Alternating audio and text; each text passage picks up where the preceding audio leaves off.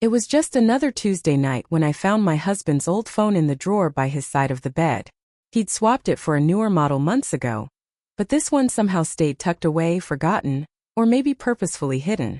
I was looking for his keys when my fingers brushed across the phone, cool and lifeless, a relic from a part of our lives I thought I'd left behind. Something nagged at me, a strange impulse that whispered I shouldn't ignore it. Why would he keep the old phone here so close to our bed, when we both knew he didn't need it anymore? My heart raced, that old familiar sensation of doubt creeping in like frost on a window. We'd been married for 6 years, together for 8. I thought I knew him as well as I knew myself. But it only took a few seconds of scrolling through that phone to make me question everything. The texts were buried in a messaging app, tucked away behind a passcode he never gave me. But it didn't take long for me to guess it, the date of our anniversary. How poetic, I thought bitterly as I gained access. The messages were with someone named Alex. A woman. They didn't read like playful, meaningless banter. These were words soaked in intimacy, affection, and familiarity that made my stomach twist. I felt cold, and my throat constricted as I read one exchange after another, each one feeling like a shard of glass pressing into my heart. They were laughing about inside jokes I knew nothing about, sharing parts of themselves I'd never glimpsed. And each text had a warmth to it that had been missing from his messages to me for longer than I wanted to admit. I didn't cry. I didn't scream. I just sat there numb, reading and rereading as if hoping some hidden code would reveal this all to be a misunderstanding. But no. It was there in black and white, her words and his intimate, entwined in a way that left no space for me. Yet as I read, I found myself intrigued. Not by him but by her. Who was this woman? What was it about her that had drawn him away from me? In a moment of quiet resolve, I decided to write to her, posing as him. I wanted to understand her, to see what he saw. Maybe it was self-destructive. Maybe it was foolish. But I had to know. I took a deep breath, crafted a message that felt him enough, and hit send. Hey.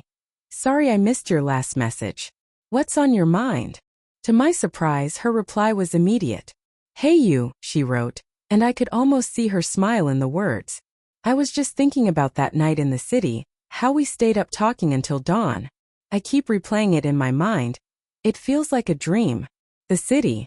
He'd told me he'd gone there for a work conference just a single night.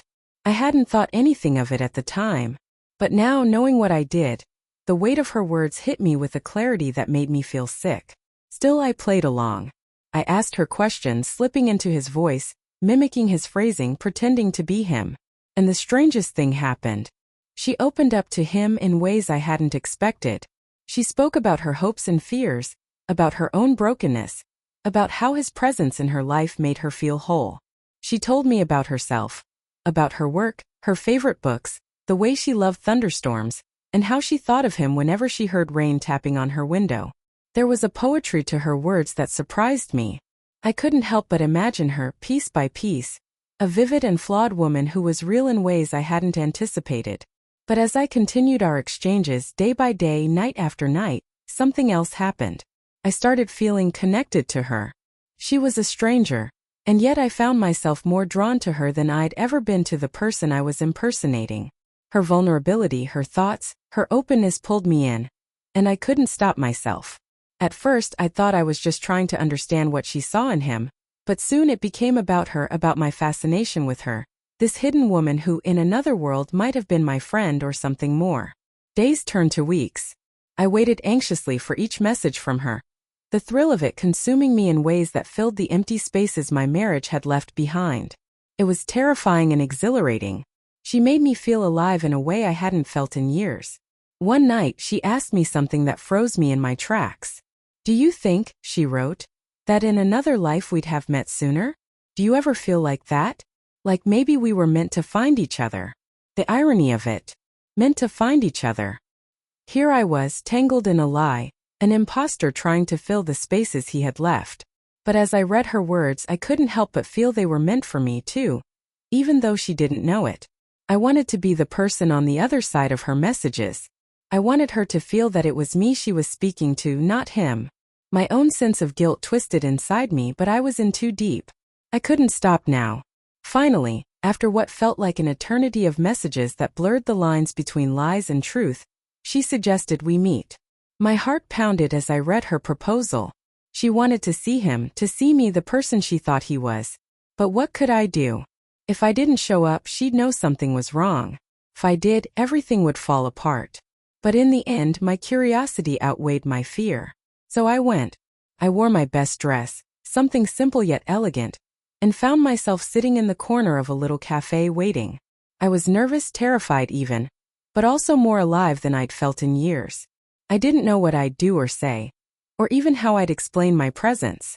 But I knew I had to see her, even if only for a few fleeting moments. And then she arrived.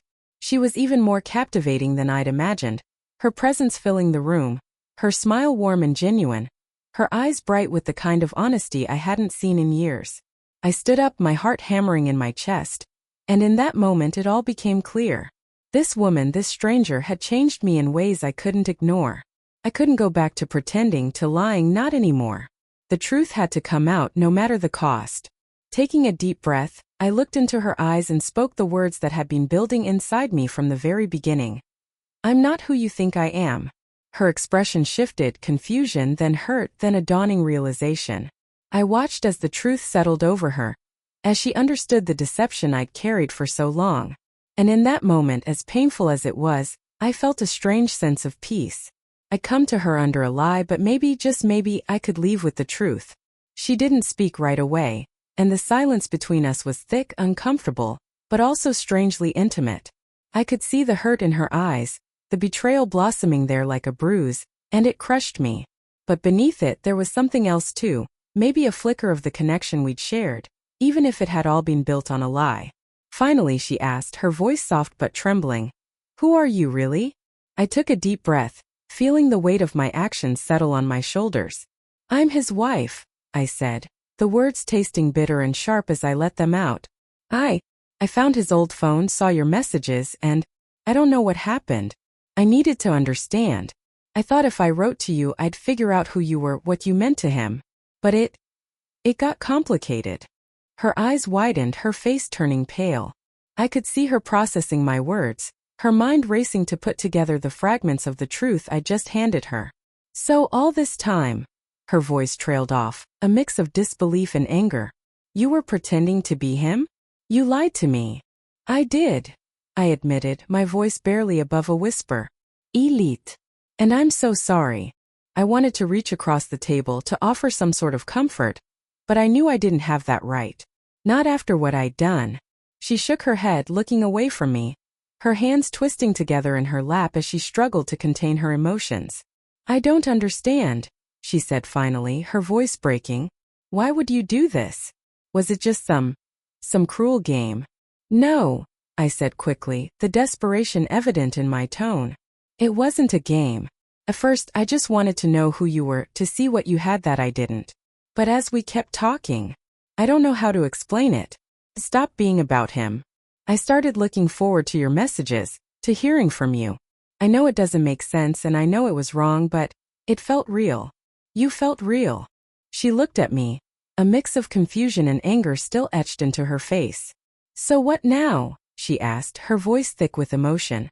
"What do you expect me to do with all this?" The question hung in the air, loaded with pain and uncertainty. I didn't know how to answer.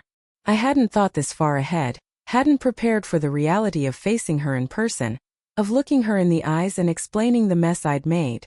"I don't expect anything," I said, my voice breaking. "I know I don't deserve your forgiveness. I know I don't deserve anything. I couldn't keep pretending. Not to you, not to myself." I looked down, feeling the sting of tears in my eyes. "I'm so sorry for hurting you. And I'm sorry for making this so complicated." She was silent for a long time, her gaze distant as she processed everything. I could see the turmoil in her expression, the confusion and hurt warring with something else, something that maybe neither of us understood. Finally, she took a deep breath, exhaling slowly as she looked back at me. "You were pretending to be him," she said quietly, more to herself than to me. "But somehow it felt more real than anything I ever had with him." Her voice softened, her eyes searching mine. "I don't know why. Maybe it's because you were honest with me in a way he never was." Her words cut through me, sharp and unexpected. She was right. Somewhere along the line I'd stopped pretending. I'd been vulnerable with her in a way I hadn't been with anyone, maybe not even myself. And that raw, unsettling truth was part of what made this whole situation feel so surreal, so painful and so real. I didn't know what to say, how to respond to the feelings churning inside me. I could only look at her, hoping she saw the sincerity in my gaze, the remorse and longing tangled together in a way I couldn't untangle. "What happens now?" I asked, my voice barely a whisper, afraid of the answer, afraid of what might come next. She looked at me, her expression softened just a fraction, a flicker of something almost gentle passing over her face. "I don't know," she said, her voice raw. "I don't know if I can forgive you for this. But I don't know if I can just walk away either." Her words took me by surprise, my heart leaping with a fragile, tentative hope. Could there be a way forward even after everything? Could something beautiful grow out of this twisted, broken mess we'd created? "I don't expect forgiveness," I said, my voice steady, though my heart was racing. "But I'd like the chance to make it right. I want to be honest with you. I want to try if you're willing." She looked at me for a long time, her eyes searching mine, as if trying to decide if there was any part of me she could trust. Finally, she nodded, a small, almost hesitant movement, but it was enough to fill me with a cautious sense of relief. "All right," she said softly. "We'll try. But this won't be easy." "I know," I replied, my voice filled with the weight of everything we'd been through. "But maybe somehow we'll find a way." And as we sat there in the quiet of the cafe, I felt the faintest glimmer of hope. Hope that perhaps, even in the most unexpected places, connection could grow, fragile but real, like a flower pushing through cracks in the concrete. The days that followed our meeting were a blur of emotions I could barely keep track of. At night I would lie in bed, replaying every word, every look, every painful silence we'd shared in that little cafe. And despite the guilt, the shame, and the mess I'd created, I couldn't stop thinking about her, about Alex. Her face, her voice, her words echoed in my mind, haunting me, drawing me into some strange, uncharted territory. She was a stranger, but somehow I knew her more intimately than I knew anyone else. And maybe that was the most painful part. She'd let me see her, let me into her heart, and I'd entered under a lie. I hated myself for that. But at the same time, that connection was something I couldn't shake. For days I waited to hear from her, feeling a mixture of hope and dread each time my phone buzzed. I didn't know if she'd reach out, if she'd decided to leave everything behind, or if she was just trying to forget, to erase the memory of me from her life. But then one late evening, just as I'd begun to lose hope, my phone lit up. Her name appeared on the screen, and I felt my heart leap in a way I hadn't expected. It was just a single message, simple and direct, but it was enough to make my chest tighten with anticipation. "Can we talk?" I didn't hesitate. "Yes, anytime," I replied, my fingers trembling. Moments later, she responded with an address, her address, and a time for the following evening. The simplicity of it took me by surprise. There were no angry words, no questions, no accusations. Just that one line, an invitation to something I couldn't quite define. The next night I drove to her apartment, my mind racing, my emotions caught somewhere between fear and excitement. I didn't know what to expect. A confrontation, perhaps, a reckoning for what I'd done. But some small part of me held on to the hope that maybe, just maybe, there could be something else waiting on the other side of this. Her apartment was modest but welcoming. A small corner of the world that felt very much like her. There were books everywhere, stacked on shelves and piled on the floor. A few plants by the window, their leaves stretching toward the fading light of the day. She was sitting on the couch, waiting for me, her expression unreadable as she looked up and met my gaze. I took a step forward, then stopped, feeling the weight of the silence settle around us. She gestured to the seat across from her, and I sat, my heart pounding so loudly I was certain she could hear it. For a long moment, neither of us spoke. She just looked at me, her eyes intense, as if she were searching for something, some truth hidden beneath the surface. Finally, she broke the silence. "Why did you keep going?" she asked, her voice soft but unwavering. "Why didn't you stop when you realized what you were doing?" I took a deep breath, gathering my thoughts, trying to put into words the confusion and longing that had driven me to that place. "I wish I could give you a simple answer," I said honestly. "At first it was curiosity, I suppose. I wanted to understand why he'd chosen you, what it was about you that made him stray. But the more we talked, the more I realized it wasn't about him anymore. It was about you. You felt real to me in a way nothing else did. And I didn't know how to walk away from that. She absorbed my words, her expression softening just a fraction, though her eyes still held a guarded look. You said you wanted to be honest with me now, she said, her voice barely above a whisper. But you've lied so much. How do I know I can trust you? I don't know, I admitted, my voice thick with emotion. All I can tell you is that I'm here now and I want to be here with you. I know I don't deserve it. I know I'm asking for something I probably have no right to ask for. But this connection, whatever it is, it's real. And if you'll give me a chance, I want to see where it could go. A long, tense silence stretched between us, her gaze locked onto mine, her expression unreadable. I could see the conflict in her eyes, the uncertainty, the hurt. But there was something else there too, something fragile and hopeful, something that made me feel like maybe, just maybe, she was willing to take a chance. After what felt like an eternity, she nodded, almost imperceptibly, her voice soft but steady. All right, she said. We'll try. But I need time. And I need you to be honest with me about everything. No more secrets, no more lies. I promise, I said, my voice thick with relief. No more lies. And so we began again, this time with the truth laid bare between us, fragile but unbreakable. We took things slowly, carefully, rebuilding something out of the ashes of the deception I'd created. It wasn't easy. There were days when the weight of my actions would come crashing down on me, and I'd feel the sting of shame all over again. But every time I looked at her, saw the kindness in her eyes, the quiet strength she carried within her, I knew I had to keep going, to keep trying. Our connection deepened in ways I hadn't anticipated. With each conversation, each shared moment, I found myself drawn further into her world, captivated by her thoughts, her dreams, her fears. She was everything I'd never known I needed, everything I'd never realized I was missing. And slowly, piece by piece, we began to build something real, something honest, something that felt like home.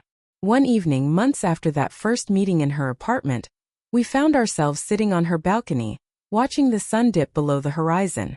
She turned to me, a soft smile playing on her lips, her hand resting lightly on mine. I used to think love was simple, she said, her voice quiet, contemplative. I thought it was about finding someone who fit, someone who matched all the pieces you'd already put together in yourself. But with you it's different. Messy, complicated, but real. Her words settled over me, warm and comforting, and I felt a rush of gratitude for everything that had led us to this moment. For all the pain and confusion, for every mistake, for every lie, because somehow out of that tangled mess we'd found each other. I think love is about finding someone who challenges you to be better, I said, my voice filled with the weight of everything we'd been through. Someone who sees you, really sees you, and doesn't look away. That's what you've given me, Alex. And I'll spend the rest of my life trying to be worthy of it. She squeezed my hand, her eyes shining with something I could only describe as understanding, a deep and abiding acceptance that took my breath away. I think we're worth it, she whispered, her voice barely audible, but filled with a quiet conviction that made my heart swell with hope. And as we sat there, the world fading into the soft hues of twilight, I knew that, somehow against all odds, we'd found something beautiful in the ruins of what had been.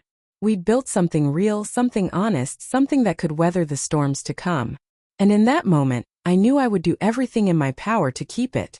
Because for the first time in a long time, I'd found a love that felt like coming home. The days that followed felt like living a secret life, though now the secrecy was different. I wasn't hiding from Alex anymore, but from everyone else, and especially from him, my husband. At home I became a ghost, present but absent, moving through the motions of our life together with a strange detachment, as if I were a stranger in my own home. He of course had no idea. He'd never questioned why I'd taken his old phone. He hadn't even noticed it was missing. And yet, I couldn't bring myself to confront him, to tell him that I knew everything about his affair with Alex. Somehow, as days passed, my relationship with him began to feel more like an obligation, a habit I'd kept up out of a sense of duty, while my true self lived elsewhere, with her. Alex became my sanctuary. In her I found the honesty and depth I'd been yearning for, the vulnerability and trust that had somehow slipped away in my marriage. We spent hours talking, sometimes into the small hours of the morning, sharing thoughts I'd never dared express before. She opened up about her past, about her fears, about the painful relationship patterns she kept finding herself trapped in. I listened, my heart breaking for her, wishing I could erase all the hurt she'd carried alone. Each time we met, we grew closer, until it was no longer just the words but the silences between us that said everything. On one quiet evening in her apartment, as she was talking about something trivial, her favorite childhood book, a memory of her mother, her hand brushed against mine. It was such a simple gesture, yet the electricity of it was undeniable. We both stopped, looking down at our hands, the air between us heavy, charged with a tension that had been building for weeks, months even. She looked up at me, her eyes searching mine, and for a brief, raw moment, I saw everything we'd held back, everything we hadn't dared to say. Without another word, she leaned in, her lips brushing against mine, tentative, almost hesitant, as if giving me a choice to pull away. But I didn't. I couldn't. In that moment, everything else faded, all the lies, all the guilt, all the pain. There was only her, and the fragile, beautiful connection we'd created. The kiss was soft, gentle, filled with the weight of all we hadn't said, and yet it was like nothing I'd ever experienced. With her, it felt different, honest, vulnerable. She was the one person who knew me, who saw me completely, and still chose to stay. As we parted, she looked at me, her eyes brimming with a quiet joy and something deeper, something that felt dangerously close to love. "I don't know where this will go," she whispered, her voice trembling with the same mix of fear and hope I felt. "But I don't want to lose this." "Neither do I," I replied, my voice thick with emotion. "Whatever this is, it's the only real thing I have." From that moment on, my life became a careful balancing act. At home, I continued the facade, pretending to be the dutiful wife, while my heart belonged elsewhere. I felt guilty, of course. Guilty that I hadn't confronted my husband. Guilty that I was keeping Alex hidden. Guilty that I couldn't bring myself to end things with him. But the truth was, I didn't want to lose her. And deep down, a part of me knew that ending my marriage would mean admitting to the world, and to myself, that I had fallen out of love with him long ago. In the quiet hours when I was alone, I would sit with the weight of these decisions, feeling the strain of the life I was building on the edge of two worlds. But the thought of losing Alex, of letting go of the one person who made me feel alive, was unbearable. Then one evening everything changed. I'd spent the afternoon with Alex, and we'd shared one of those perfect moments. Laughing, talking about our dreams, making plans for a future that felt increasingly real. I returned home late, my heart still full from the time we'd spent together, only to find my husband waiting for me. He looked at me with a strange expression, a mix of suspicion and confusion, and for the first time in months, I felt the chill of his scrutiny. "Where have you been?" he asked, his voice tight, controlled, but with an edge of something darker. I hesitated, my mind racing. I'd made excuses before, but this time, his gaze was different, piercing, as if he could see through every lie, every secret I'd carefully crafted. "Just out with friends," I replied, my voice wavering slightly. He studied me, his jaw tight, and I realized with a sinking feeling that he didn't believe me. There was a pause, heavy and charged, as if we were both waiting for the other to make the next move. And then in a voice that was barely more than a whisper, he asked, "Are you seeing someone else?" The question hung in the air, shocking in its directness, and for a moment, I felt the ground slip from beneath me. I could lie, I could deny everything and try to salvage the life we'd built together. But as I looked into his eyes, I felt the weight of everything I'd hidden, everything I'd buried. And suddenly the thought of lying felt exhausting, unbearable. "Yes," I said softly, the word slipping out before I could stop it. He recoiled, the hurt and anger flashing across his face like a storm. "Who?" he demanded, his voice low, dangerous. "Who is it?" I could see the desperation in his eyes, the way he was searching for an answer that would make sense of everything, that would somehow explain the distance between us, the silence that had grown like a chasm over the past months. But what could I say? That it was a woman? That it was someone he'd once cared about, someone he'd chosen to betray me with, and that in the process I'd found something I hadn't realized I was missing? The truth felt too cruel, too tangled to untangle in that moment. "It doesn't matter who," I replied, my voice shaking. "What matters is that it's real. And I'm sorry. "I'm so sorry, but I can't pretend anymore." He stared at me, a mixture of shock and betrayal etched into his features. I could see the devastation there, the hurt I'd caused, and in that moment I felt the full weight of what I'd done, the lives I'd torn apart. But beneath the guilt, there was also a strange, quiet relief, because for the first time I was finally being honest. He left that night, slamming the door behind him, leaving me standing alone in the empty silence of our home. And as the echoes of his departure faded, I felt a strange mix of sadness and freedom, a bittersweet realization that this chapter of my life was ending, and that I was stepping into the unknown. In the days that followed, I waited for the fallout, for the conversations that would undoubtedly come, for the painful process of untangling our lives. But amidst the uncertainty, there was one bright, undeniable truth. I had Alex. And whatever the future held, I knew that she would be there with me, a steady presence amidst the chaos. When I told her what had happened, she took my hand, her eyes filled with a mixture of compassion and quiet strength. She didn't offer empty reassurances, didn't try to fix the unfixable. She simply held my hand, a grounding force in the storm of my life. And as I looked into her eyes, I knew that, for all the mistakes I'd made, for all the pain and hurt, this was where I was meant to be. With her, I had found a love that was honest, flawed, and real. A love that could survive the truth. Together, we would face whatever came next. And for the first time in a long time, I felt something like peace. The days after my confession drifted into a kind of surreal calm. I was living in two realities at once. On the one hand, picking up the pieces of my life with my husband and preparing for the inevitable conversations with family and friends. On the other, slipping into this new fragile world with Alex, where each day felt like a tentative step toward something real. My husband and I finally sat down a week after he left. He looked worn, older somehow. The anger that had initially flashed across his face dulled into something quieter, more resigned. He asked me if I was absolutely certain, if there was really no way to salvage our marriage. There was a hollow sadness in his voice, and for a moment I almost faltered. But then I thought of Alex, of her laugh, the way she looked at me, the unguarded joy she brought into my life. "I'm sorry," I told him, my voice soft but unwavering. "I never wanted to hurt you, and I'm sorry for everything. But yes, I'm certain." The divorce process began slowly, painfully, both of us navigating through emotions that ranged from sorrow to anger to reluctant acceptance. There were endless conversations, some tearful, some tense, some even unexpectedly warm, as we remembered the good parts of our marriage, the moments of happiness that had been real once. It was strange to mourn something that had died long before either of us had acknowledged it. But even as I untangled myself from that life, Alex was there, steady and present, her quiet support grounding me through the storm. Our connection deepened with each passing day, moving from a tentative hope to something I could actually believe in. It was unlike any love I'd known before, soft, patient, and free of the weight of expectation. She knew me, flaws and all, and I knew her, and it was enough. One evening, as we sat together in her apartment, watching the city lights blink to life outside her window, she reached over and took my hand, her gaze steady and full of something that made my heart skip a beat. "Have you ever thought about what happens next?"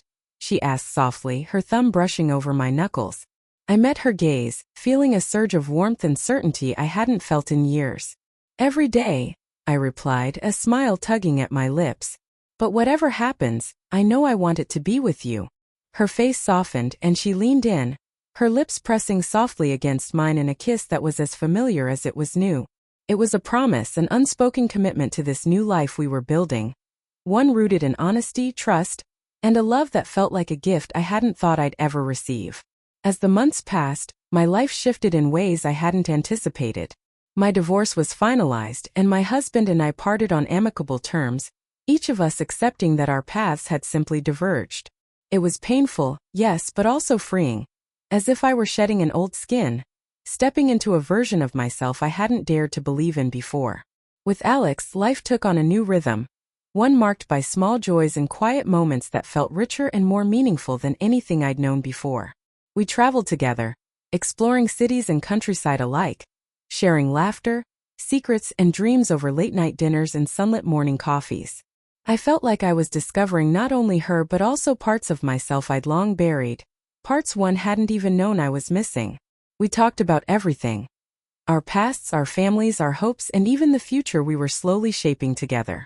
There was a purity to our relationship, an honesty that came from knowing we'd already seen the worst sides of each other, had confronted the pain and betrayal, and still chosen to move forward, hand in hand. One evening, as we sat in a small park near her apartment, watching the sun dip below the horizon, she looked over at me, her expression soft and full of a quiet intensity. "I don't want to just be part of your life," she said, her voice steady. "I want to build a life with you together. I want us to share a home, a future, everything." Her words took my breath away, and I felt a rush of warmth, of joy, that made me realize just how deeply I'd fallen in love with her. She was more than a lover, more than a partner. She was my home, my anchor, my friend. "Yes," I replied, my voice choked with emotion. "I want that too. More than anything." We moved in together soon after, our lives merging into a harmony that felt effortless and natural. There were, of course, moments of adjustment, small disagreements, compromises, and the occasional clash of habits that comes with sharing a life. But even in those moments there was an underlying joy, a feeling of safety and comfort that I'd never experienced before. I felt free, unburdened, as if I'd finally found the place where I was meant to be. Our love deepened over the years, growing richer and more complex, layered with the memories and experiences we shared. We supported each other through career changes, through the highs and lows of family dynamics, through the everyday challenges and triumphs of life. She became my confidant, my support, my partner in every sense of the word. And with her, I found a sense of peace I hadn't known was possible, a peace that came from being fully seen, fully loved, without reservation. Looking back, I sometimes marveled at the strange, twisted path that had brought us together. It hadn't been easy, and there were days when the guilt still lingered, when the memories of the pain I'd caused would resurface. But in those moments she was always there, her presence a reminder that we'd chosen each other, that we'd built something real, something lasting, out of the brokenness of our pasts. And so we lived hand in hand, our love a quiet, steady force that carried us through the years. We laughed, we cried, we built a life that was imperfect but deeply, profoundly ours.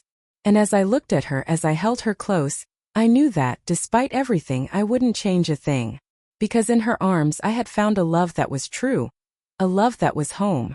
The life Alex and I built together grew richer with each passing season. As our days settled into a comforting rhythm, I found myself feeling both braver and more vulnerable than I'd ever thought possible. Living openly, loving openly was a strange and beautiful experience. I often marveled at how deeply fulfilling the simplest moments with her could be, whether it was making dinner together in our small, cozy kitchen, or just sitting on the couch reading, our legs intertwined, a quiet sense of contentment filling the room. The people around us saw the change in me. Friends and family noticed a different version of me, one they described as lighter and happier, though few understood exactly why. I'd been selective about who I told the full story to. To some, I simply said my marriage had ended, that I'd found someone new, and that was that. Others, those closest to me, knew more, and over time, I watched as they slowly grew to understand and accept my life with Alex. It wasn't always easy. People have their judgments, their opinions. But I realized that true love was worth whatever discomfort or misunderstanding came with it. I didn't need everyone to understand. I only needed her.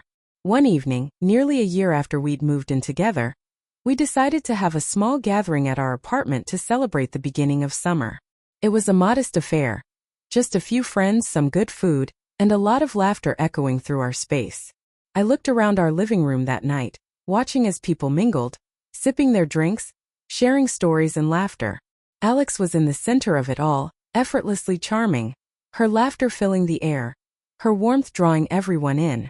At one point I found myself just watching her, a glass of wine in my hand, a feeling of awe washing over me. She caught my gaze across the room, a slight smile on her lips, and in that moment, it was as if everything else faded. It was just the two of us, connected by a quiet understanding that words couldn't capture. She walked over, took my hand, and gave it a gentle squeeze. No words were exchanged. None were needed. I felt as if finally I was where I belonged. Later that night, after everyone had left and the apartment was quiet again, Alex and I curled up together on the couch, the soft glow of city lights spilling in through the windows. She rested her head on my shoulder, her hand tracing gentle patterns on my arm. I love this, she whispered, her voice soft, vulnerable. Our life. I never thought I'd have this. I never thought I'd have you. I turned to her, brushing a strand of hair from her face. Neither did I. But I can't imagine life without you now. We sat in silence, our breaths mingling in the quiet, unspoken promises filling the space between us. I thought of all we'd been through to get here, the lies, the heartbreak, the difficult choices, and yet somehow I wouldn't have changed a single thing. Because every mistake, every painful truth had brought me here to her. As the years passed, our lives grew in ways I hadn't even imagined. We traveled together, exploring places I'd only ever dreamed of. Our hands intertwined as we walked through bustling city streets and quiet mountain trails. Each trip, each new adventure, felt like another chapter in a story we were writing together. We created countless memories, photos scattered around our apartment, souvenirs from far-off places, small tokens of a life shared and savored. And then on a crisp autumn day, as we wandered through a quiet park filled with the warm golden hues of changing leaves, Alex turned to me, her eyes bright with a mixture of nervousness and joy. I've been thinking, she said, her voice barely a whisper as she reached for my hand. About us. About what comes next. I felt my heart skip a beat, a rush of warmth spreading through me. What do you mean? I asked, though I already knew. She took a deep breath, her gaze steady. I want to spend the rest of my life with you. I want to be there for everything, the good, the bad, the boring, the beautiful. I want us to have a future together. Maybe even start a family one day. I don't know exactly what that looks like, but I know I want it with you. Her words took my breath away, and I felt a wave of emotion swell inside me. It was everything I'd wanted, everything I'd never dared to believe was possible. Yes, I whispered, my voice thick with tears. Yes, to all of it. We held each other close, the world fading around us, and in that moment I felt a certainty, a joy that went beyond words. We were building a life together, a future, a home that went deeper than walls or furniture. Our home was built of trust, of truth, of love that had been tested and found unbreakable. In the months that followed, we began planning our lives with intention, with shared dreams and hopes that we molded together. We talked about children, about creating a family that would be as unconventional as it was deeply rooted in love. We made plans for a little house just outside the city, where we could have a garden, maybe a dog, a place that would be ours in every sense of the word. One spring morning, standing in our kitchen, Alex and I found ourselves holding hands, a tiny, positive pregnancy test resting on the counter between us. We laughed, we cried, and we held each other, feeling the weight and wonder of the life we were about to embark on. It wasn't traditional, it wasn't what either of us had ever expected, but it was ours. And it was perfect. Our child brought even more depth to our lives, filling our days with laughter, with sleepless nights, with the kind of love I'd never known was possible. Watching Alex become a mother, seeing her love and care for our family, made me fall in love with her all over again. She was everything I'd ever dreamed of and more. And as we navigated the ups and downs of parenthood together, I felt that our love had only just begun. In the quiet moments when the world slowed and it was just us, our little family, our home filled with warmth and laughter, I would sometimes think back to the beginning, to the tangled, messy way we'd found each other. It was an origin story that was far from perfect, but it was real. And that made all the difference. Life continued, filled with its inevitable mix of joys and challenges. But through it all, Alex remained my constant, my heart, my home. Together we faced everything life threw at us, knowing that whatever happened, we'd face it side by side. As we grew older, our love only deepened, growing richer and more nuanced with each passing year. And in the end, as we looked back on the life we'd built together, the laughter, the tears, the memories woven into the very fabric of our lives, I knew without a doubt that we'd lived a life that was truly ours.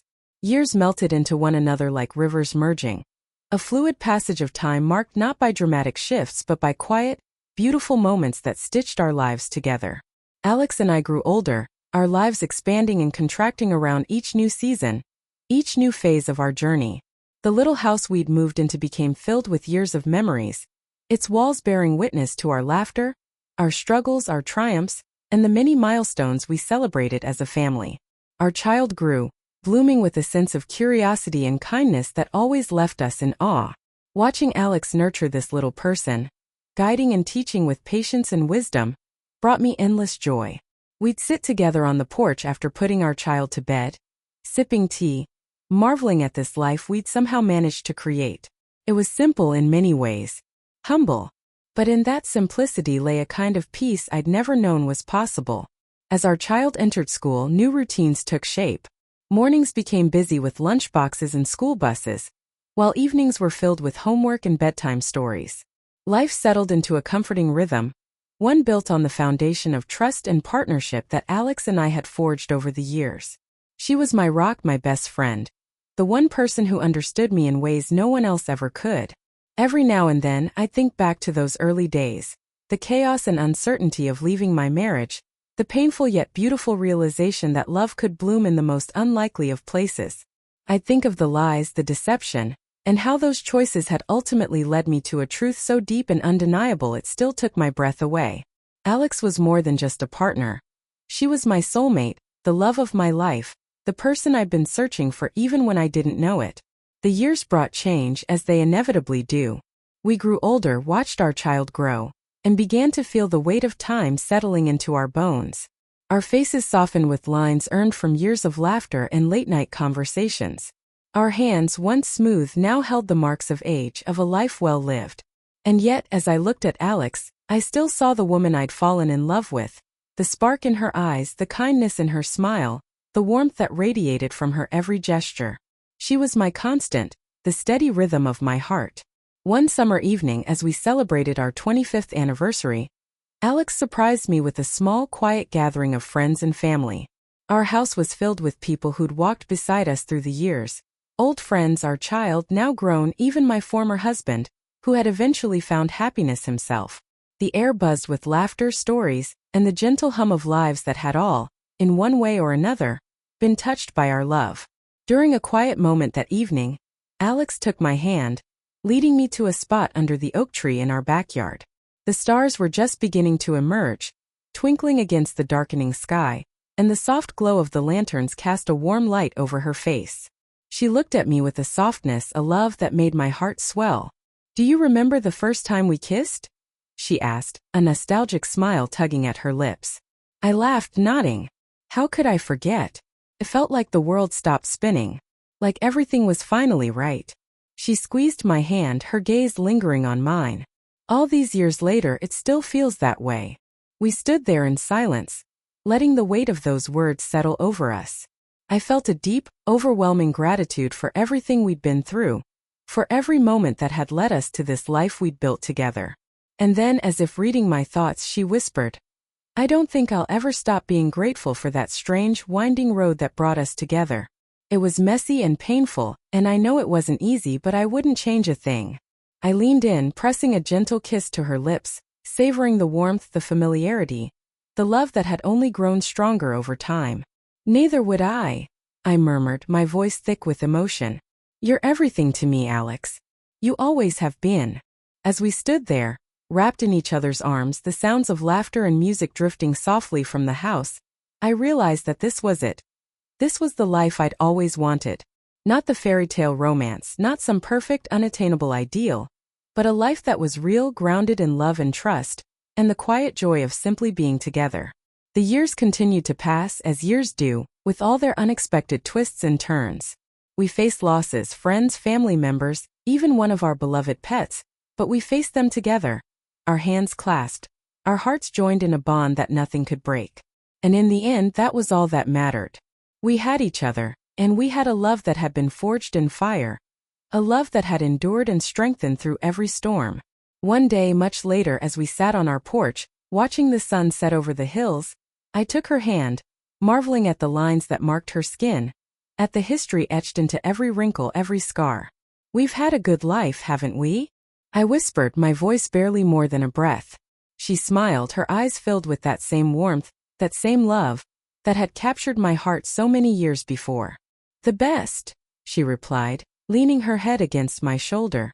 And as the sun dipped below the horizon, casting the world in a warm golden glow, I felt a profound sense of peace settle over me. We'd made mistakes, we'd faced hardships, but in the end we'd found each other.